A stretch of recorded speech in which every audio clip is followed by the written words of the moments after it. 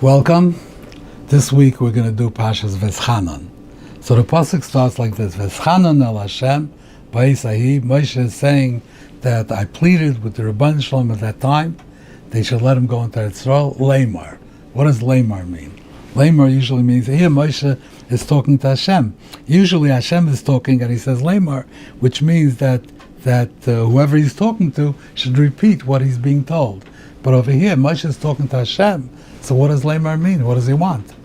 So Rashi says that Lamar the echod mishloishim mekaymes she'amar Moshe fnei hamokim. 3 times it's the Moshe said to Rabban Shalom, Eini manichacho, I'm not going to let you go. Ad shetoidieni imtasa sheilosiyim lav. I insist that you tell me if you're makabel my tefillah. 3 times. One time is by Miriam. When he davened for Miriam, he davened for her. He insisted that he be told if his tefillah is niskabel. The second time is in Parshas Pinchas when he said Yifkad Hashem Elokei Ruchos. He's asking for the Rabban Shalom to make sure that there's a king, and he meant his own children should have that. And he wanted an answer to that. And the third thing is when he's asking to go in Eretz Yisrael. And go in Yisrael, he says, I'm not going to let you go until you tell me if you answered my tefillah. What is the pshat in this? What does this mean? Why is he doing this? The Rabban Shalom is obligated to tell him. Okay, I davened. Now I want to know. Did I get it? Did I not get it? I mean, why does he want to know? I mean, I understand why he wants to know, but why can he demand from the Rabban Shalom that he should tell him, and I'm not going to let you go until you tell me? What's the pshat in this? So, Kaseda we find in the Chumash that Moshe davened to the Rabbi Shalom. Davened for Klal Yisrael, davened the Magefas should go away. Always davening for Klal Yisrael. So he did the best he could. He davened, and then whatever the Rabbi Shalom is going to do, he's going to do. And he doesn't, you have to tell me, did it work, did it not work? The Rabbi Shalom will decide if it worked or not. I davened, I put all my koiches into it. I davened. In these 3 places, these were also for the tzibur. These 3 places, Miriam was a tefillah for the tzibur. We see in the Torah of Parshas Balak, it says V'eshlach lachem es Moshe in the pasuk in Micha, in the Torah of Parshas Balak, V'eshlach lachem es Moshe ve'Aaron and Miriam. Miriam was the shlichus of the Rabban Shalom. She was part of this triumvirate that was leading Klal Yisrael, all the 2 brothers and the sister. Maybe, I don't know how they, separation of duties, what they did exactly, but she was needed for the Klal. She wasn't just a Chashuv Rebbetzin that was along for the ride, as she was needed. So when he was davening for Miriam, he was davening for the Klal. He wanted the Klal to have the benefit of having Miriam, as she shouldn't be stuck in Saras. When he was davening in Yifkad, in Parshas Pinchas, Yifkad Hashem Elokei Ruchos, appoint a Melech, so it was also a tefillah for the Klal. So therefore, and over here also he felt that he's going to go into Yisrael, it'll be l'tovas haklal. So he was always davening for the klal. However, in these 3 places, there was also a personal side to it. Miriam was his sister, so even though it was for the purpose of the klal, but she was his sister, so there was also that which is not a klal thing, it was just personal relationship. By Yifkad Hashem Elokei Ruchos, he wanted it for his children, that his children should become the administrative kings, as we spoke in the Parsha in Pinchas. I'm not going to get into that now. So it's also like a personal angle to it. And over here there's a personal angle also. I mean, he wants to go to Eretz Yisrael. Of course, it's important for the Klal that he should lead them in, and he should establish, it would be gewaldic for the Klal if Moshe Rabbeinu was able to come in with them. But besides that, he also had a negias, a personal side to it. Moshe was concerned that maybe the negias that he had took away from the full force of his tefillah l'tovas haklal. I'm davening l'tovas haklal, but am I really davening l'tovas haklal 100%? Maybe like a couple of percent is for my personal reasons. So that takes away from the tefillah for the klal. So he was concerned if maybe he didn't do it enough. he didn't do a proper tefillah. He davened for the klal, tovus klal, but still, on one side of his mind, he was thinking, I need this personally. That takes away. So he wanted to know if the Rebbeinu Shalom was niskabel. If the Rebbeinu Shalom told him was not niskabel, then he would understand, or he would suspect, that maybe his tefillah was not a tefillah shlema, and then he would go back and daven again. That's why he wanted to know. Not because he needed to know, he was curious or he needed to know. He was concerned that maybe his tefillah was not good enough.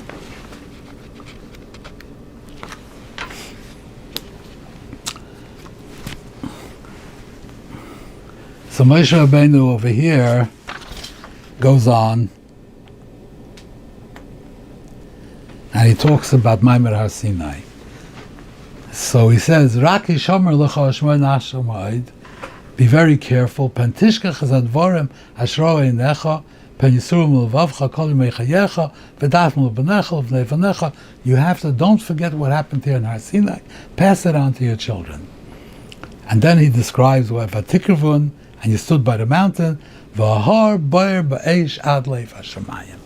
The mountain was engulfed with fire until all the way up into the heart of the heavens. So we spoke about this in Parshas Yisro when we spoke about the idea of the collective memory. So I would just like to touch on that again, because I think it's very, very important. It's very Yisraelistic. So the couple of hours I want to bring up over here, which we spoke about then too, that Raki Shomer Lecha is a different expression from the other schiras. All the schiras is Zachar Shascha, Amalek, Zachar Miriam, Zachar, just Zachar, remember. Here, the pasuk says, don't forget. Don't forget. Be careful. Don't forget the things that you saw. Why is this? Why doesn't it say, remember what you saw by Har Sinai? And then it says, V'har bar ba'eish ad leiv hashamayim. The mountain was engulfed with fire all the way at leiv hashamayim. If you go back in Yisro and you look where the story happens, the pasuk does not tell us that the fire was all the way ad leiv hashamayim. It just says that there was a fire. It doesn't tell you how large the fire was.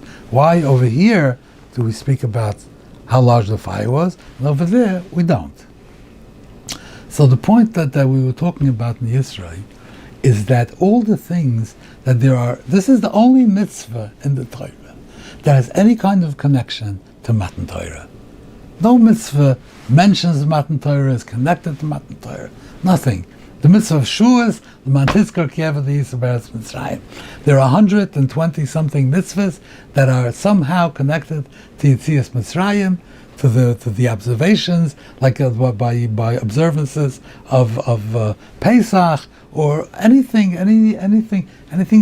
of tangential connection, like don't eat shrotzim because Anochi Hashem Elokecha Malcha Es Mitzrayim. It's constantly in your face all the time that Yitzias Mitzrayim. Whereas Matan Torah is not mentioned. It's not mentioned in Birchas Krishma. It's not mentioned in Kapitel Ayin Ches of the Tilim, where it goes through the whole history. Doesn't talk about Maimer Har Sinai.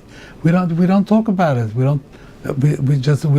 So I was saying that the whole point of all these sechiras, and constantly remembering it, because we need to have a true memory of Yitzias Mitzrayim, because just like one of the Mishalim I gave was, like, everyone in America who lives here remembers that there was a civil war, and that there was slavery here. Do we remember it because it's part of America today? The social consciousness of America, that's probably the number one element in the social consciousness of America. So for Shteitzach, you remember it. The tzibur, ein a tzibur mesim. The tzibur never dies. And the tzibur is always the same. Individuals come, individuals go. The tzibur is always the same, and the tzibur has a memory.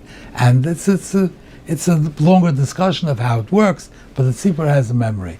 The Torah wanted to make sure that the tzibur will have a memory of Yitzias Mitzrayim, so the Torah ritualized the memory. It put it into everything that we do is connected with the memory of Yitzias Mitzrayim. So Mamela, the memory can go on indefinitely. So why Yitzias Mitzrayim? Why not Matan Torah?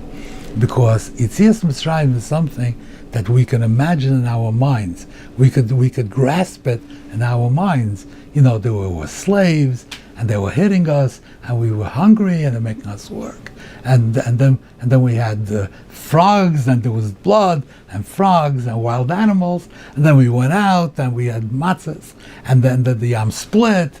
And all these things are things we could conjure up in our minds. Matan Torah was not possible to conjure up in our minds. It was a nevuah. It was a chezyon. How do we conjure in our minds? It's impossible. We cannot do that in our minds.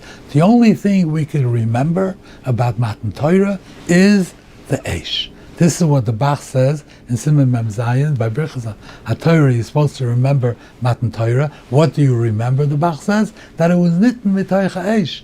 That's all you could remember. Eish is a Gashmiistic thing. There was a Gashmiistic fire by the mountain, and that you can remember. So that's why when it comes to we can't build a collective memory for Klal Yisrael on something which is practically impossible to remember. All we can remember is that there was a fire. Nothing else can we really remember. We can only remember Matan Torah if we remember Yetzias Mitzrayim. And we were going out to go to Har Sinai. We were counting Sfira. So Memela, so Matan Torah comes along with the memory of Yetzias Mitzrayim. But if there's no memory of Yetzias Mitzrayim, just to create a memory on Matan Torah, it can't be done. So Memela, that's why everything is focused on Yetzias Mitzrayim all the time. Yetzias Mitzrayim, Matan Torah we don't talk about. However, there's a mitzvah to remember it. You shouldn't forget it. You should remember as much as is possible to remember. What is it possible to remember individually? That there was a fire. Therefore, the Torah takes the fire of Matan Torah, where the pasuk says there was a fire, which is a very minor detail in the overall picture of Matan Torah. There was this Galus Kvay Shemayim. There was Amraim Sakoilas. It was a nevuah. All of Klal Yisrael was being given the matana to be able to have chazyonis, to be neviim. The fire was a very minor part, but when it comes to remembering it, then that's all that you can remember, as you see from the Bach. So therefore, the Torah takes this little detail of that big picture and it enhances it for you. Because it wasn't stam a fire. It was a fire that was boyer ad leva shamayim. So at least the part that you can remember to make it more, to bring it more into your memory, that you could remember it better. So that's why it says Raki Shomer Lecha, because basically to say Zechayr, you cannot remember Matan Torah in the same way you remember Amalek, in the same way you remember Miriam. All these things have been passed down to us in our collective memory, so we could remember it just like we remember the Holocaust, even though we weren't there, but it's part of the memory of Klal Yisrael. So these things can be remembered. Matan Torah cannot be remembered in that way. But nevertheless, the Torah says, do not forget it. That's why it says Raki Shomer Lecha. Now,